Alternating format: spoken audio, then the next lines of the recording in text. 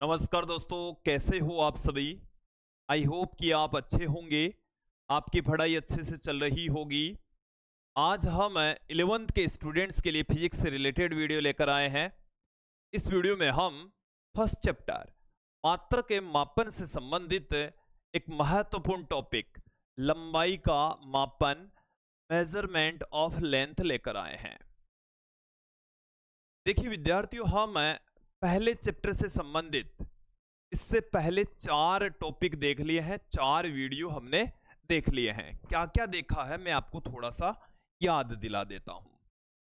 देखिए हमारा पहला चैप्टर चल रहा है मात्रक एवं मापन। मात्रक एवं मापन हमने फर्स्ट वीडियो में सबसे पहला जो हमारा वीडियो था, उस वीडियो में हमने भौतिक विज्ञान के बारे में बेसिक जानकारी प्राप्त की थी। इसमें हमने देखा था कि भौतिक विज्ञान होती क्या है, ये कितनी प्रकार की होती है, ये किन क्षेत्रों में हमें योगदान दे रही है। इसके अलावा भौतिक विज्ञान में प्रयुक्त होने वाले संरक्षण नियम, मूल जो बल है, उनके बारे में हमने फर्स्ट वीडियो में चर्चा की थी।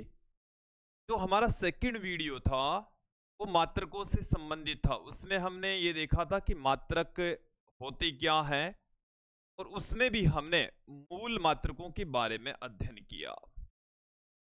उसमें भी हमने मूल मात्रक देखे। तीसरा जो हमारा वीडियो है, तीसरा वो है व्युत्पन्न मात्रक, डेराइव्ड यूनिट व्युत्पन्न मात्रक। हमने तीसरी वीडियो में देखा था कि व्युत्पन्न भौतिक राशियां होती क्या है, उनके मात्रक किस तरीके से फाइंड आउट किए जाते हैं। चौथा जो वीडियो रहा है उसमें हमने पढ़ा था पूरक मात्रक, सप्लीमेंट्री यूनिट्स, जिसमें हमने रेडियन और स्टेरेडियन के बारे में संपूर्ण अध्ययन किया था। और आज हमारा इस चैप्टर से रिलेटेड 5वां वीडियो है, जिसमें हम लंबाई का मापन पढ़ने वाले हैं। लंबाई का मापन। विद्यार्थियों, हम आपको बता दें कि हम जो मेन भौतिक राशियां हैं, लंबाई, द्रव्यमान और समय, इनका एक एक करके 3 वीडियो में इनका अध्ययन करने वाले हैं। तो इसके पश्चात हमारा जो वीडियो होगा वो द्रव्यमान का मापन होगा। उसके जस्ट बाद में हम क्या पढ़ने वाले हैं, द्रव्यमान का मापन। उसके पश्चात आप देखेंगे समय का मापन। यहां पर हम 3 भौतिक राशियों को एक एक करके पढ़ने वाले हैं। हम यहां पर इस वीडियो के अंदर लंबाई के मापन का अध्ययन करेंगे, ठीक है। इस वीडियो में आप क्या क्या देखेंगे वो मैं आपको थोड़ा सा बता देता हूं। देखिए लंबाई का मापन, हम लंबाई का मापन विभिन्न पद्धतियों में देखने वाले हैं।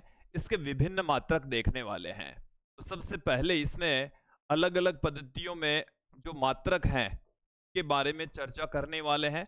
विभिन्न मात्रक हम देखेंगे। उसके पश्चात आपस में संबंध, विभिन्न मात्रकों के बीच में आपस में क्या संबंध होता है। विभिन्न मात्रकों में संबंध हम देखेंगे कि आपस में उनके बीच में क्या क्या रिलेशन होता है, वो आज की इस वीडियो में हम देखने वाले हैं। वृहद दूरियों के मात्रक, फिर उसके पश्चात हम क्या देखने वाले हैं, वृहद, वृहद का मतलब हो गया बड़ी, और बड़ी दूरियों के जो मात्रक हैं उनका भी यहां पर हम अध्ययन करेंगे, जिसमें हम देखेंगे खगोलीय मात्रक, प्रकाश वर्ष और पारसेक। फिर वृहद दूरियों के मापन की विधि, वृहद दूरियों के मापन की विधि, वो भी आज के इस वीडियो में देखने वाले हैं, समझने वाले हैं। देखिए तो क्या क्या हमारे को इस वीडियो में मिलने वाला है, बहुत कुछ मिलने वाला है, वो आप देख ही पा रहे हैं। तो सबसे पहले ये पढ़ेंगे, फिर उसके पश्चात और अंत में हम वृहद दूरियों के मात्रक और उनकी मापन की विधि यहां पर आज की इस वीडियो में देखने वाले हैं। ओके। कई बच्चों को लग सकता है कि इसमें से कुछ अपने सिलेबस में है, कुछ नहीं है। विद्यार्थियों, इसके बारे में आपको कुछ भी सोचना नहीं है। जो मैं आपको बताने जा रहा हूं वो आपको पूरा का पूरा अच्छे से समझना है, वो कहीं ना कहीं आपके यूज में आएगा, चाहे वो सिलेबस में है या नहीं है। आप हमारे साथ में लाइन टू लाइन चलें, हमारे चैनल को सब्सक्राइब कर लें, नोटिफिकेशन ऑन कर लें, अपने सहपाठियों के साथ में ज़्यादा से ज़्यादा शेयर करें ताकि उनको भी फायदा मिल सके और हमें भी मोटिवेशन मिल सके। तो विद्यार्थियों, ये जो अपना चैनल है, आपका जो अपना चैनल है, इसको अपने क्लासमेट्स के साथ में ज़्यादा से ज़्यादा शेयर करें, इस वीडियो को ज़्यादा से ज़्यादा शेयर करें। बिना किसी देरी के इस वीडियो की विधिवत शुरुआत करते हैं। सबसे पहले देखिए हम क्या देखेंगे, विभिन्न मात्रक। इसमें हम सबसे पहले देखने वाले हैं एसआई मात्रक। लंबाई का एसआई मात्रक क्या होता है? एसआई मात्रक होता है विद्यार्थियों मीटर। क्या होता है? मीटर होता है, और मीटर को स्मॉल एम से रिप्रेजेंट करते हैं। किससे लिखा जाता है? स्मॉल एम से प्रदर्शित करते हैं। बात करता हूं मैं यहां पर दूसरी जो आपने पद्धति पढ़ी है, ये जो एसआई पद्धति है ये एमकेएस पद्धति का ही रूप है। तो एमकेएस पद्धति में जो मात्रक है वो भी मीटर है, एसआई पद्धति में जो मात्रक है वो भी मीटर ही है। बात करते हैं सीजीएस पद्धति में। सीजीएस में इसका मात्रक होता है सेंटीमीटर। क्या होता है? सेंटीमीटर। और सेंटीमीटर को सीएम से पुट करेंगे, सीएम से। फिर है एफपीएस पद्धति में, ये हम पहले ही पढ़ चुके हैं। एफपीएस पद्धति में इसका मात्रक होता है पुट। क्या होता है? पुट मात्रक होता है। अब इनके बीच में आपस में क्या संबंध होता है और कौन कौन से मात्रक होते हैं जिनके बीच में आपस में रिलेशन होता है, दूरियों को हम किन किन मात्रकों में मापते हैं, वो आपको मैं आज के इस वीडियो में बताता हूं। एक एक करके स्टार्ट करता हूं। तो सबसे पहले हम बात करेंगे यहां पर, देखिए सेंटीमीटर। यहां पर हम बात कर लेते हैं, एक जो मीटर होता है, एक मीटर। देखिए मैं आपको सिंबल यहां पर पुट कर रहा हूं, बोलूंगा तो आप समझ लेंगे। आप अपने नोट्स बनाना स्टार्ट कर दीजिए, या हमारे नोट्स को भी आप समझने हेतु यूज में ले सकते हैं। तो एक मीटर के अंदर 100 सेंटीमीटर होते हैं। एक मीटर के अंदर कितने सेंटीमीटर होते हैं? 100 सेंटीमीटर। तो देखो यहां से देखें, आप इन चीजों को भी समझते जाइए, क्योंकि कक्षा 11 के स्टूडेंट्स को इन चीजों को समझना होगा। इसको मैं ऐसे लिख सकता हूं, 1 में 100 मीटर बराबर 1 सेंटीमीटर। ऐसा लिख सकते हैं। इस 100 को इधर बट्टे में ले आए तो 1/100 मीटर बराबर, यहां पर इसको 100 गुणा 1 तो 1 सेंटीमीटर रह जाएगा। तो ये ऐसा हम लिख सकते हैं। इसे मैं कैसे लिख दूं? 1/10⁻2 मीटर बराबर 1 सेंटीमीटर। 10 की घात बट्टे से ऊपर जाएगी तो 10 की घात -2 हो जाएगी, तो 10 की घात -2 मीटर बराबर 1 सेंटीमीटर। ये वाला रिलेशन कैसे आया वो आपको समझना होगा। तो मैं यहां पर इसको ऐसे भी लिख सकता हूं, 1 सेंटीमीटर है वो 10 की घात -2 मीटर के बराबर होता है। ओके, कैसे है मैंने क्लियर कर दिया। फिर आगे देखें, आगे बढ़ते हैं। 1 मीटर में 100 सेंटीमीटर होते हैं। मैं आपको यहां पर क्लियर कर दूं कि 1 सेंटीमीटर के अंदर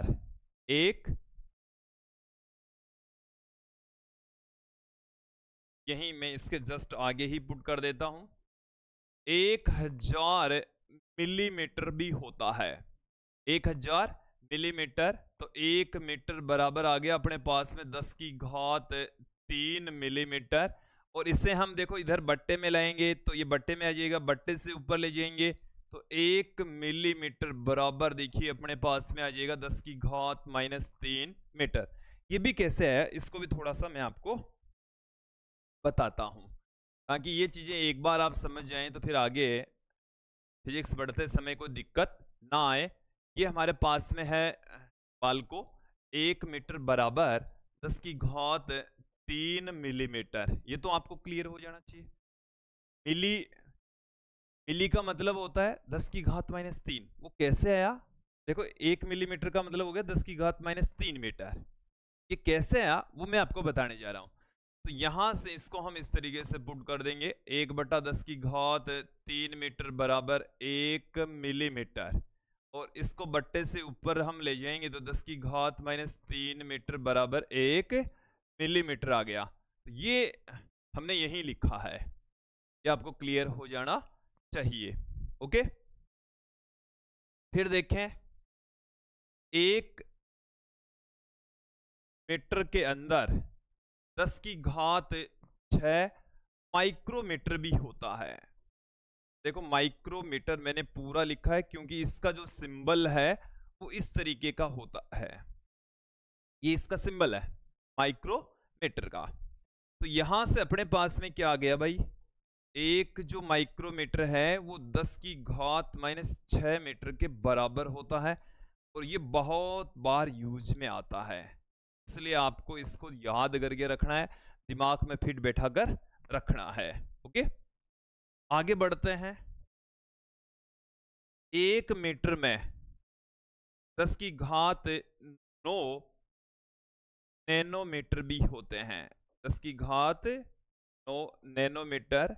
और देखिए नैनोमीटर को हम nm से लिखेंगे। ये देखो, ये जो माइक्रोमीटर का है जो सिंबल, ये U जैसा है, इस तरीके से आपको ध्यान में रखना है, इस तरीके से ऐसे। ओके, ये माइक्रो का सिंबल है। ओके, तो देखो यहां से 1 नैनोमीटर के स्थान पर हम क्या लिख सकते हैं, 1 नैनोमीटर का मतलब हो गया ये यहां से बट्टे में आएगा, बट्टे से ऊपर जाएगा तो इसकी पावर हो जाएगी -9, तो 1 नैनोमीटर का मतलब हो गया 10⁻⁻9 मीटर। ये आपको क्लियर हो जाना चाहिए, समझ आ जाना चाहिए। वापस में आपको कुछ मात्रक इसके और हैं, वो भी यहीं पर ही बता देता हूं। देखिए क्या क्या है, एक जो मीटर होता है उसके अंदर 10⁻12 पिकोमीटर होता है। 1 मीटर में क्या होता है, 10⁻12 पिकोमीटर होगा, पिकोमीटर को पीएम से पुट करेंगे, और एक जो पिकोमीटर है वो आ गया अपने पास में 10⁻12 मीटर। ये भी आपको ध्यान में रखना है, दिमाग में इसको फिट बैठा लीजिए। फिर देखो बात करते हैं यहां पर, 1 मीटर में 10⁻15 फर्मी होता है, 10⁻15 फर्मी, जिसको हम FM से रिप्रेजेंट करते हैं। एक जो फर्मी होता है वो होता है 10⁻−15 मीटर के इक्वल, इसे भी आप ध्यान में रखें। ये हमारे पास में छोटी दूरियों के मापन के लिए कुछ मात्रक आ गए हैं। एक और मात्रक, छोटा मात्रक जो बहुत बार यूज में आता है, उसके बारे में भी मैं आपको क्लियर कर देता हूं। एक मात्रक होता है एंगस्ट्रॉम। तो एक जो एंगस्ट्रॉम होता है, एक एंगस्ट्रॉम,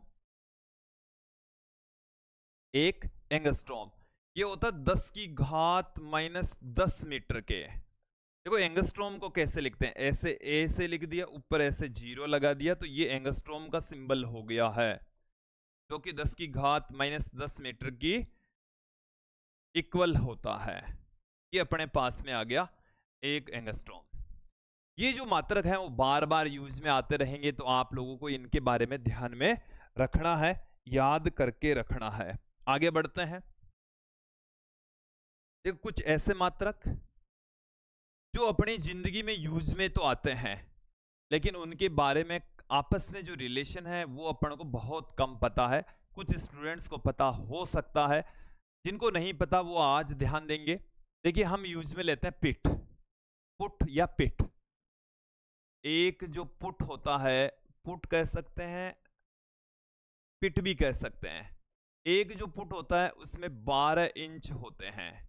कितने इंच होते हैं, 12 इंच होते हैं। देखो मैं 1 इंच का भी बता देता हूं। एक जो इंच होता है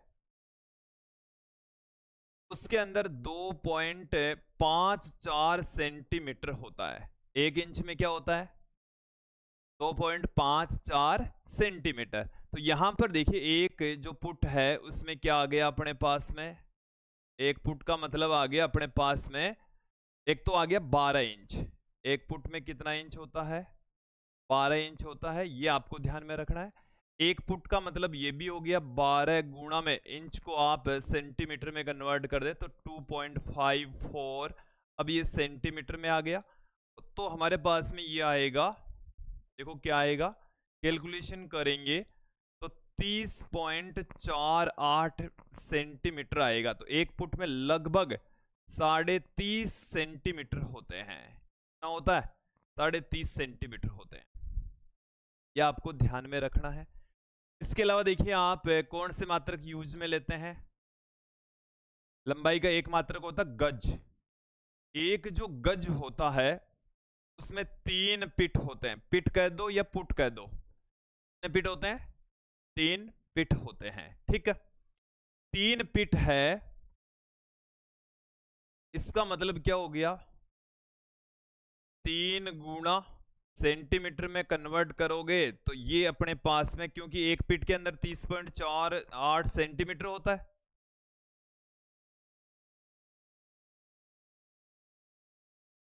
ये होता है अपने पास में एक गज बराबर क्या आ जाएगा? एक गज बराबर, इसको आप गुणा करो तो ये आ जाएगा अपने पास में 91.44 सेंटीमीटर आ जाएगा। तो एक गज है वो 1 मीटर से थोड़ा सा कम होता है, 1 मीटर से 8.5 सेंटीमीटर कम होगा। देखिए क्रिकेट के पिच की जो लंबाई है वो 22 गज होती है। कितनी गज होती है? 22 गज होती है। तो आप उसको मीटर में कन्वर्ट कर सकते हैं। पिच की लंबाई कितनी होगी? पिच की,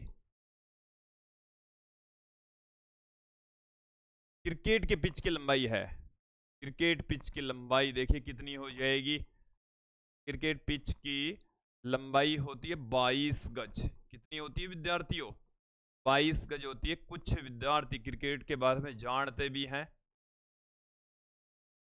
22 गज होती है। तो देखो ये मीटर में कितनी होगी, आप इसको 22 गुणा, इसमें देखिए मीटर कितना होगा, सेंटीमीटर में तो आया हमारे पास में, ये एक इसमें आया सेंटीमीटर में आया, तो मीटर में कन्वर्ट करने के लिए इसके अंदर 100 का भाग और हम लगा देंगे तो ये आ जाएगा मीटर में। तो ये आ जाएगा, इसको गुणा कर लीजिए 91 0.9144, ये मीटर में आ गया। चलिए इसको एक बार गुणा करके देख लेते हैं। 4 से इसको गुणा करेंगे 88, 8 हासिल की हो गई, 88 और 8 हो गए 96, 9 हासिल की हो गई, 22 और 9 हो गए 31, 3 हासिल की हो गई है। और 9 बार करेंगे तो 198, 198 और 3 हो गए 201, 201 और 4 डिजिट पहले पॉइंट पुट कर देंगे। क्रिकेट की पिच की लंबाई मीटर में कितनी होगी? 20.1168 मीटर। ये मैंने आपको बता दिया कैसे एक मात्रक को दूसरे मात्रक में कन्वर्ट करते हैं, ठीक है। एक और मात्रक जो बहुत बार यूज में आता है, या क्रिकेट के जानकार जो स्टूडेंट है उनको पता होगा कि क्रिकेट में जो बॉल फेंकी जाती है उसकी स्पीड किलोमीटर पर आवर में या माइल पर आवर में भी आती है। 1 मील कितना होता है, चलिए देख लेते हैं। 1 मील किसके बराबर होगा? एक जो मील होता है विद्यार्थी, ये लंबाई का मात्रक है, 1760 गज के बराबर होता है। इसके बराबर होगा 1760 गज के बराबर होगा। ये 1 मील का हमने गज में रूपांतरण बता दिया है। और आप देखो 1 मील को क्या लिख सकते हैं, मीटर में कन्वर्ट कर सकते हैं। 1760 और 1 गज के अंदर कितना मीटर होता है? 0.9144 मीटर होता है। तो इसको आप मल्टीप्लाई कर लीजिए, 0.9144 मल्टीप्लाई करेंगे तो एक जो मील है वो लगभग, देखो मैं आपको बता दूं, 1609 मीटर के समथिंग आता है। ये इसमें पॉइंट के बाद में और भी आएगा आगे, ठीक है ना। ये मैंने मोटा मोटा बता दिया है। तो यहां पर देखिए जो लंबाइयां है वो विभिन्न तरीके से माप सकते हैं, अलग अलग उनके मात्रक होते हैं, वो आपने देख भी लिए होंगे, समझ लिए होंगे, ये आपको समझ में आ जाना चाहिए। ओके, अब देखें आगे बढ़ते हैं। कुछ नए मात्रक यहां पर आपको मैं बताने वाला हूं कि कौन कौन से और मात्रक होते हैं। चलिए देखिए, एक मात्रक है वृद्ध दूरी का मापन करने के लिए खगोलीय मात्रक। ये पृथ्वी और सूर्य के मध्य की औसत दूरी होती है। पृथ्वी और सूर्य के मध्य की औसत दूरी, इसकी डेफिनेशन ही क्या है? पृथ्वी व सूर्य के मध्य की औसत दूरी। पृथ्वी व सूर्य के मध्य की औसत दूरी। पृथ्वी व सूर्य के मध्य की औसत दूरी। पृथ्वी और सूर्य के मध्य की औसत दूरी है, दूरी खगोलीय मात्रक कहलाती है। क्या कहलाती है? खगोलीय मात्रक, एस्ट्रोनॉमिकल यूनिट। इसको शॉर्ट में हम एयू से लिखेंगे। किससे लिखेंगे? एयू से कहेंगे। अब देखो, इतनी बड़ी दूरी है और उसका सटीक आकलन हमने कर लिया है विद्यार्थियों। मैं थोड़ा सा आपको याद दिलाता हूं कि जो पृथ्वी है वो सूर्य के चारों ओर किस तरीके से चक्कर लगाती है, उसके बारे में थोड़ी सी चर्चा करेंगे। ये अपना सूर्य है विद्यार्थियों। ये क्या है? सूर्य। अब जो पृथ्वी है वो इसके चारों तरफ वर्ताकार पथ में चक्कर नहीं लगाती। मैं आपको क्लियर कर दूं कि वर्ताकार पथ में चक्कर नहीं लगाती है, दीर्घवर्ताकार पथ में चक्कर लगाती है। दीर्घवर्ताकार पथ में चक्कर लगाती है तो यहां से यहां तक की डिस्टेंस है वो अलग है, यहां से यहां तक की जो डिस्टेंस है वो अलग है। ये पृथ्वी की स्थितियां है, ये पृथ्वी है यहां पर, ये भी क्या है? पृथ्वी है। चलिए इसको समझें आप। ये अपने पास में क्या है? ये है सूर्य। ये क्या है? सूर्य। और ये है पृथ्वी। ये है पृथ्वी। ये भी क्या है? पृथ्वी। ओके, पृथ्वी है। इसकी इस स्थिति में जो डिस्टेंस है इसके केंद्र से पथ की डिस्टेंस है वो r1 और दूसरी वाली स्थिति में है r2। जो औसत दूरी है इसकी उसको हम r1 प्लस r2 बट्टे में 2 से लिख सकते हैं। देखो मैं आपको बता दूं कि पृथ्वी है वो कई स्थिति ऐसी आएगी कि धीरे धीरे वो दूर होगी, फिर धीरे धीरे इसके पास आएगी, फिर दूर जाएगी, फिर वापस पास आएगी, फिर दूर जाएगी। दीर्घ वर्ताकार पथ में चक्कर लगाते। ये जो पथ है वो वर्ताकार नहीं है। पृथ्वी सूर्य के चारों ओर दीर्घ वर्ताकार पथ में चक्कर लगाती है। कैसे पथ में चक्कर लगाएगी? दीर्घ वर्ताकार पथ में चक्कर लगाती है। तो इसकी डिस्टेंस है पृथ्वी और सूर्य के बीच की, वो बराबर नहीं होती। वह हर वक्त बराबर हो ऐसा नहीं होता, कम ज्यादा होती रहती है। तो हमने औसत दूरी आपको बताई है। कितनी बताई है? 1 AU के बराबर। अब 1 AU किसके इक्वल होता है? एक जो खगोलीय मात्रक होता है वो किसके तुल्य होता है? वो होता है 1.496 इंटू 10⁻11 मीटर। ये होता है, ये 1 AU के बराबर है विद्यार्थियों। किसके बराबर है? 1 AU के बराबर है। इसको आप लगभग क्या लिख सकते हैं? इससे आप क्या लिख सकते हैं? लगभग 1.5 इंटू 10⁻11 मीटर लिख सकते हैं। यदि आप इसको किलोमीटर में लिखें तो 1.5 गुणा 10 की घात 8 किलोमीटर लिख सकते हैं। ठीक है, इसे आप 15 गुणा 10 की घात 7 किलोमीटर भी लिख सकते हैं। ओके, तो ये लगभग 15 करोड़ किलोमीटर की डिस्टेंस है। पृथ्वी और सूर्य के बीच की जो औसत दूरी है वो लगभग कितनी है? 15 करोड़ किलोमीटर की दूरी है। विद्यार्थी, ये जो दूरी है उसके मापन के लिए हमारे पास में विधि भी है, लेकिन भारतीय जो दार्शनिक हैं, जो एस्ट्रोलॉजर रहे हैं, उन्होंने ये जो डिस्टेंस है वो बहुत पहले ही ज्ञात कर ली थी। उनका मेथड कौन सा था उसका तो नहीं पता। और आपने जो हनुमान चालीसा है उसके अंदर भी एक लाइन पढ़ी होगी, दुख सशस्त्र जोजन पर भानु लील्यो ताहि मधुर फल जानू। तो उसको यदि आप मीटर में किलोमीटर में कन्वर्ट करेंगे, जो सशस्त्र जोजन पर भानु, तो आपके पास में ये जो डिस्टेंस हमने बताई है पृथ्वी और सूर्य के बीच की, वो एग्जैक्ट डिस्टेंस आपको मिलने वाली है।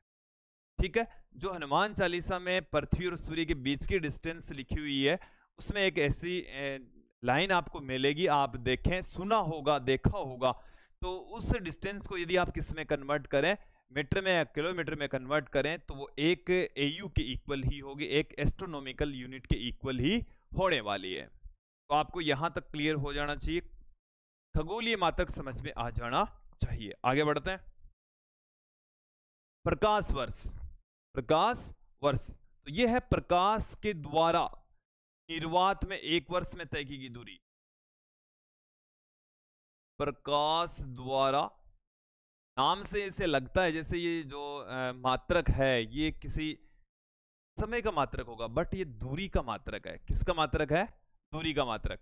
तो प्रकाश के द्वारा निर्वात में, इसमें निर्वात में एक वर्ष में तय की गई दूरी,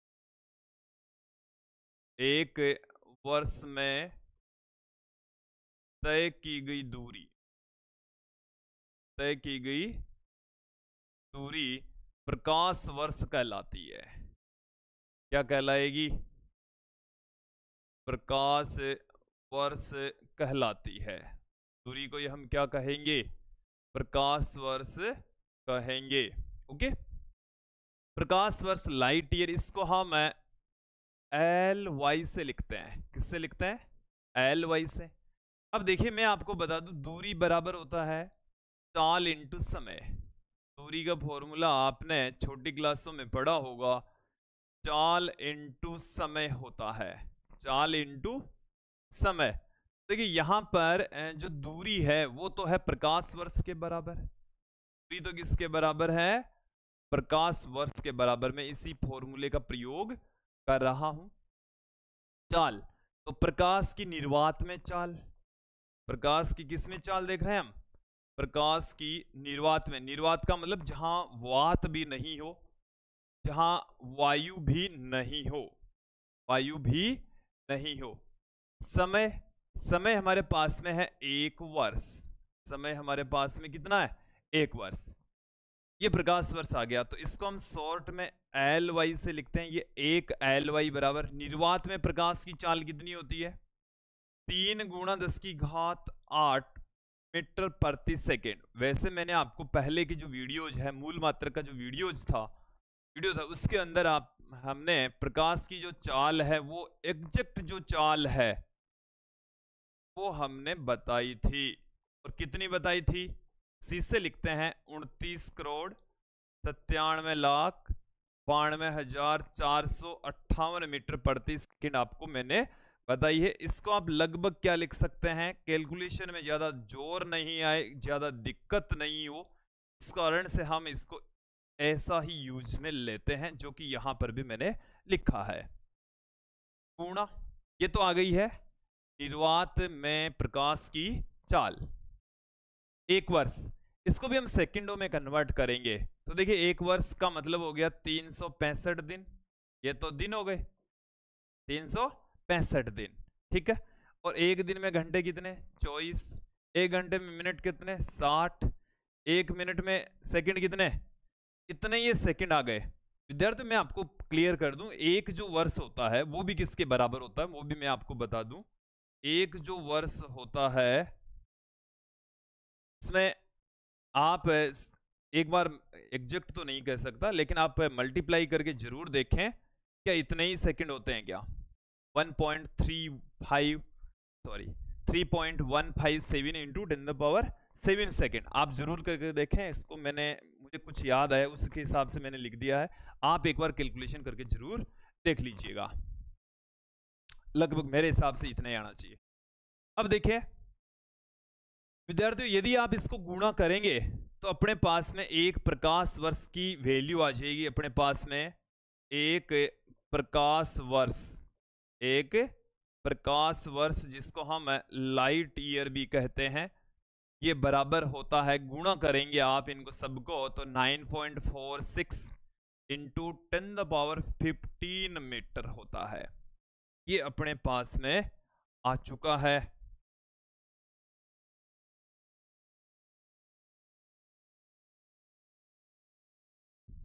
ठीक है, ये आपको समझ आ जाना चाहिए। प्रकाश वर्ष किसके बराबर होता है? तो प्रकाश के द्वारा एक वर्ष में तय की गई दूरी प्रकाश वर्ष कहलाती है। ये वृहद दूरियों के मापन के लिए जो ब्रह्मांड में बहुत अधिक दूरी पर मौजूद तारे हैं, वहां से की जो डिस्टेंस ज्ञात करने के लिए प्रकाश वर्ष मात्रक के रूप में यूज में लेते हैं। अपने पास में जो अगली राशि है वो है पारसेक। ये भी दूरी का मात्रक है। वृहद दूरियों के मापन के लिए ही इसको यूज में लेते हैं। दूरी का मात्रक है, वृहद दूरियों के मापन के लिए इसका हम प्रयोग करते हैं। डेफिनेशन क्या होती है? इसकी डेफिनेशन को समझने के लिए हमें एक डायग्राम समझना पड़ेगा। चलिए डायग्राम को मैं यहां ले लेता हूं और यहां से ये मैंने इस तरीके से डायग्राम बना लिया। इसको मैं थोड़ा सा इधर कर लेता हूं, इसको थोड़ा सा इधर कर लेता हूं। चलिए ये ले लिया मैंने, ये डन कर दिया है, यहां से हटा दिया। ये अपने पास में आ गया है, सुंदर चित्र आ गया है। यहां से मैं खुद ही मिला देता हूं, ये अपने पास में चाप आ गया। अच्छा है डायग्राम। ये अपने पास में बिंदु O है और ये जैसे इस बिंदु को नाम देता हूं मैं A, इसे नाम देता हूं मैं B। देखिए विद्यार्थियों, ये वाला जो एंगल है वो यदि 1 सेकंड का हो, थीटा बराबर कितना हो? 1 सेकंड। और ये जो चाप आप देख रहे हैं यहां से लेकर यहां तक, ये जो चाप है वो यदि 1 यूनिट मतलब 1 एस्ट्रोनॉमिकल यूनिट के बराबर हो, तब इस त्रिज्य खंड की जो त्रिज्या है वो 1 पारसेक होगी। कितनी होगी? 1 पारसेक होगी। देखो डेफिनेशन देखें क्या है कि हमारे पास में एक त्रिज्य खंड है, इसकी चाप की लंबाई 1 खगोलीय मात्रक और जो कोण है वो यदि 1 सेकंड का हो, तो जो उसकी त्रिज्या है वो 1 पारसेक के बराबर होगी। ओके, देखो यहां पर मैं शॉर्ट में ही इसकी डेफिनेशन आपके सामने रख देता हूं। यदि त्रिज्य खंड की यदि चाप की लंबाई कितनी हो? चाप की लंबाई अपने पास में हो 1 AU, वह कोण कितना हो? 1 सेकंड। आर्क सेकंड भी कह सकते हैं। क्या कह सकते हैं? 1 आर्क सेकंड। तो त्रिज्या हमारे पास में कितनी होगी? त्रिज्या 1 पारसेक होगी। क्या कितनी होगी? 1 पारसेक होगी। देखिए हम क्या जानते हैं विद्यार्थियों, कोण बराबर होता है चाप बट्टे में त्रिज्या। कोण बराबर क्या होता है? चाप बट्टे में त्रिज्या होता है। त्रिज्या बराबर हमारे पास में क्या आ जाएगा? त्रिज्या बराबर आ जाएगा अपने पास में चाप बट्टे में कोण। और जब त्रिज्या है वो हमारे पास में 1 पारसेक होगी। कब होगी? जब आप चाप 1 AU के बराबर, चाप किसके बराबर हो? 1 AU के बराबर, और कोण हमारे पास में हो 1 सेकंड के बराबर। मैं आपको थोड़ा सा याद दिला देता हूं, ये मैंने लाइन पहले खींच ली है। 1 AU अभी हमने पढ़ा, वो हमने पढ़ा 1.496 इंटू 10⁻11 मीटर होता है। अब 1 सेकंड किसके इक्वल होता है वो भी हमने पूरक मात्रकों के दौरान पढ़ा है। मैं आपको थोड़ा सा याद दिला देता हूं कि एक जो सेकंड होता है वो 60, गलत लिख दिया हमने, 1/60 मिनट के बराबर होता है। 1/60 मिनट के बराबर होता है। और ये 1/60 डिग्री के बराबर होता है। और एक जो डिग्री होता है वो पाई बट्टे में 180 रेडियन के बराबर होता है। पाई बट्टे में 180 रेडियन। तो ये अपने पास में रेडियन में इसकी वैल्यू आ गई है। इसमें आ गई है इसकी वैल्यू, रेडियन में वैल्यू आ गई है। वो भी मैंने आपको बताई है 4.85 इंटू 10⁻6 रेडियन। ठीक है, -6 रेडियन। ठीक है, कैलकुलेशन आप करके देख सकते हैं, यही आपको मिलने वाला है। तो 1/60 गुणा 1/60 गुणा पाई बट्टे में 180। तो यहां से अपने पास में इस पारसेक की जो वैल्यू है, वो एग्जैक्ट जो वैल्यू है वो हमें प्राप्त हो जाएगी। चलिए मैं यहीं पर रख देता हूं। 1 पारसेक हमें मिल जाएगा, बराबर होता है 3.08 इंटू 10⁻16 मीटर। ये एक पारसेक की वैल्यू है। हालांकि ये वाला जो मात्रक है वो बहुत कम यूज में आता है, इसकी ज्यादा जरूरत नहीं पड़ती। आगे बढ़ते हैं।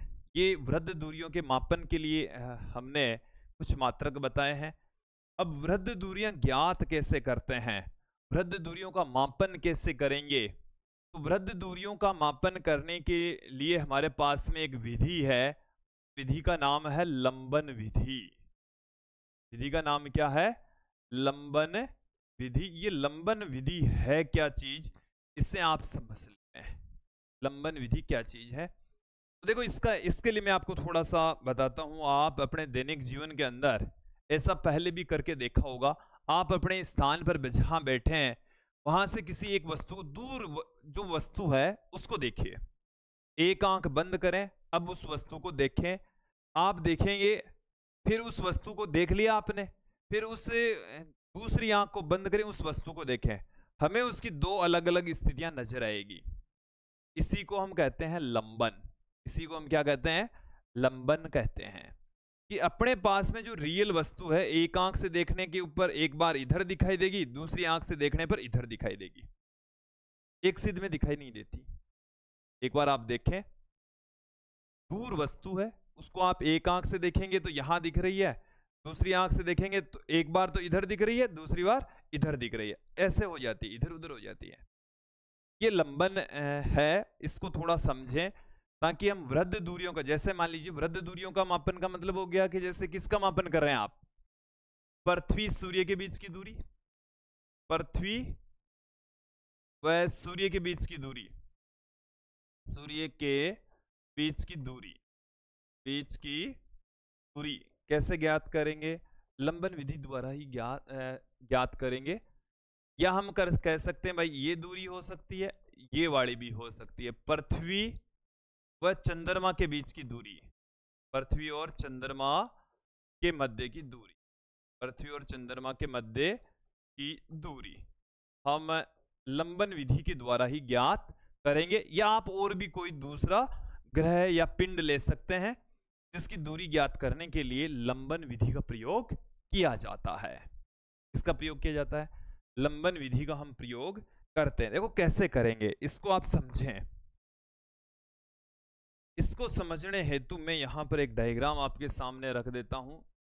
ये हमारे पास में पृथ्वी है, ये हमारे पास में क्या है? पृथ्वी।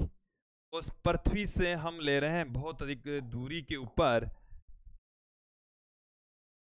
चलिए पहले मैं एक ऐसे डॉटेड लाइन यहां पर निर्मित कर लेता हूं। डॉटेड लाइन से कंटिन्यूअसली करते हैं। चलिए, ये हमारे पास में आ गई है इस तरीके से। मैं एक बार डायग्राम आपको भी समझा दूंगा।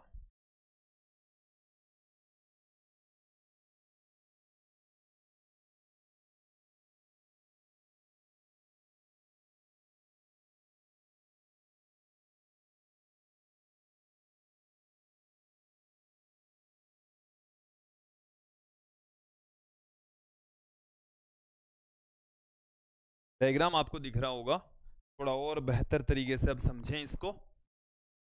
देखिए हमारे पास में यहां पर है आकाशीय पिंड, दूरस्थ पिंड है।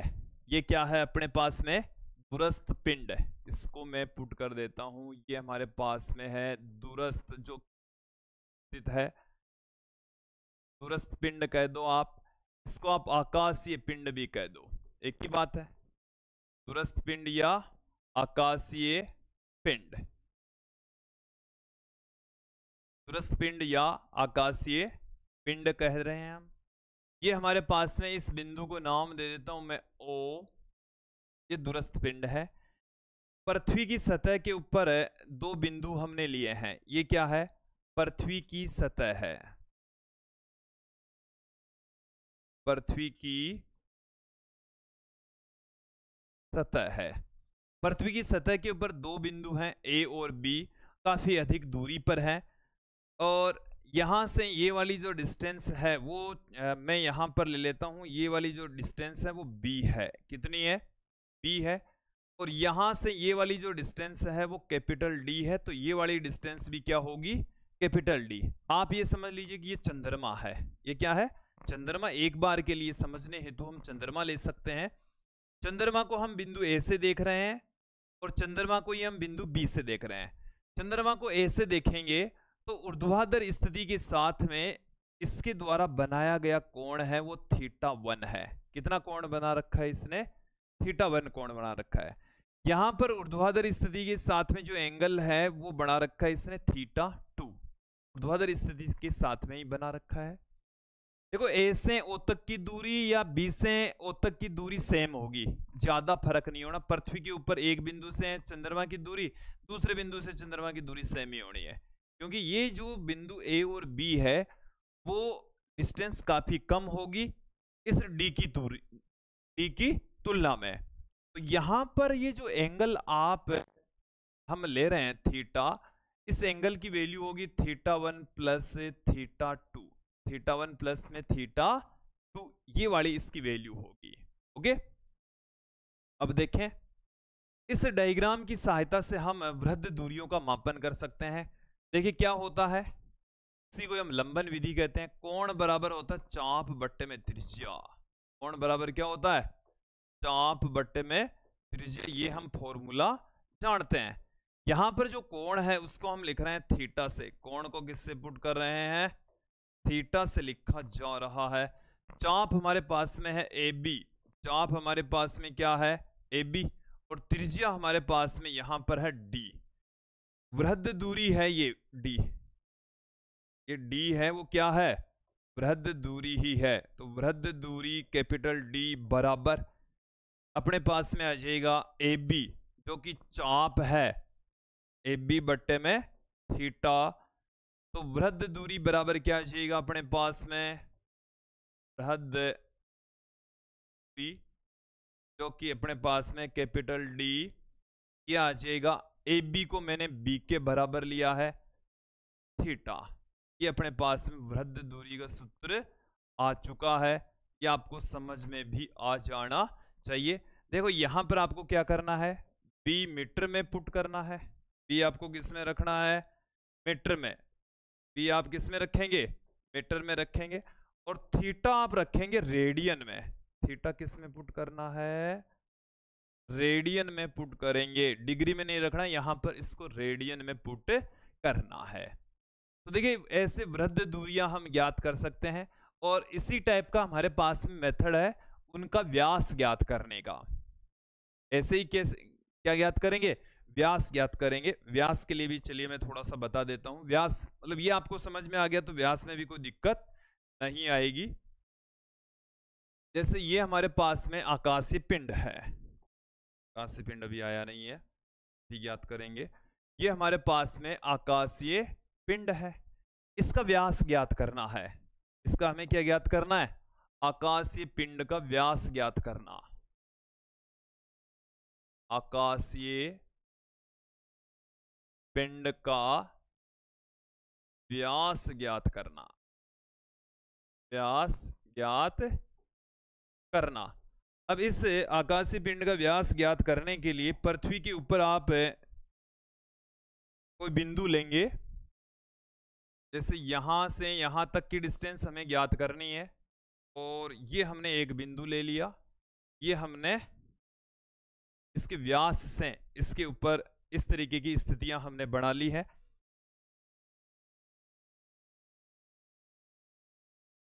ये पृथ्वी के ऊपर ही बिंदु है।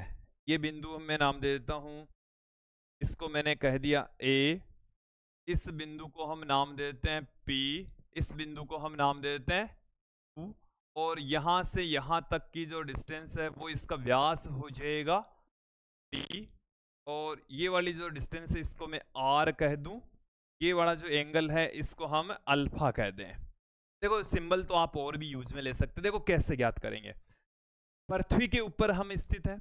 कहाँ मौजूद है? पृथ्वी पर। ये जैसे अपने पास में आकाशीय पिंड है, क्या है? आकाशीय पिंड।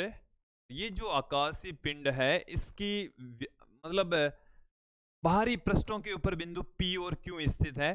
तो P से और Q से पृथ्वी के किसी एक बिंदु पर बढ़ाया गया जो कोण है वो है अल्फा। वो कोण कितना है? अल्फा। R अभी अभी मैंने जो बताया उस मेथड से आप R ज्ञात कर लेंगे। आपके पास में यहां से यहां तक की डिस्टेंस पता है। चलिए इसको R से नहीं लिखते हैं क्योंकि R से दिमाग में यह आता है इसकी त्रिज्या है, ये इसकी त्रिज्या है। इसको D से लिख देता हूं मैं। किससे लिख देता हूं? D से लिख देता हूं। ये कैपिटल D यहां पर व्यास हो गया, ठीक है। तो मैं यहां पर देखो क्या लिखने वाला हूं, ये अपने पास में कोण है, ये चाप हो जाएगा। यहां से लेकर देखो विद्यार्थियों, ये वाली जो डिस्टेंस है ये बहुत बड़ी है, ये व्यास काफी छोटा है, तो इसको आप लगभग चाप मान सकते हैं। क्या मान सकते हैं? पीछे वाले डेरिवेशन में हमने सीधी दूरी को ही चाप माना। चाप ऐसा सीधा थोड़ी होता है, वो एक परिधि का पार्ट होता है, लेकिन उसको हम लगभग इतनी दूरी है, इतनी ज्यादा दूरी है कि उसको हम क्या ले सकते हैं? चाप ले सकते हैं। यहां पर भी देखिए आप आपके पास में वही फॉर्मूला, कोण बराबर क्या होता है? कोण बराबर होता है चाप बट्टे में त्रिज्या। यहां पर हम कोण को लिख रहे हैं अल्फा से। किससे लिख रहे हैं? अल्फा से। चाप हमारे पास में हो जाएगा PQ, त्रिज्या हमारे पास में है D। अपन को यहां पर कैपिटल मतलब PQ निकालना है। PQ पिंड का व्यास है, ये पिंड का व्यास है PQ। तो PQ बराबर अल्फा इंटू D आ जाएगा। अल्फा इंटू D, सीधा सिंपल सा तरीका है, कोई दिक्कत नहीं होनी चाहिए, आराम से आपको समझ में आ जाना चाहिए। तो विद्यार्थियों ये था वृहद दूरी या आकाशीय पिंडों के व्यास ज्ञात करने का तरीका। और मुझे उम्मीद है आप लोग को ये जो तरीका है, मेथड है, वो अच्छे से समझ में आ गया होगा। आप इनको बेटर तरीके से समझने के लिए हमारे हैंड रिटन नोट्स भी यूज में ले सकते हैं। उसमें हमने लंबाइयों का परिसर बता रखा है कि लंबाइयां कहां से लेकर कहां तक फैली हुई है, कम से कम लंबाई कितनी है, ज्यादा से ज्यादा लंबाई कितनी है, ये सब कुछ आपको हमारे हैंड रिटन नोट्स में इजी वे में आपको मिल जाएगा। आज के इस वीडियो में इतना ही। नेक्स्ट वीडियो में हम द्रव्यमान का मापन लेकर लौटेंगे, मेजरमेंट ऑफ मास का अध्ययन करेंगे। धन्यवाद दोस्तों।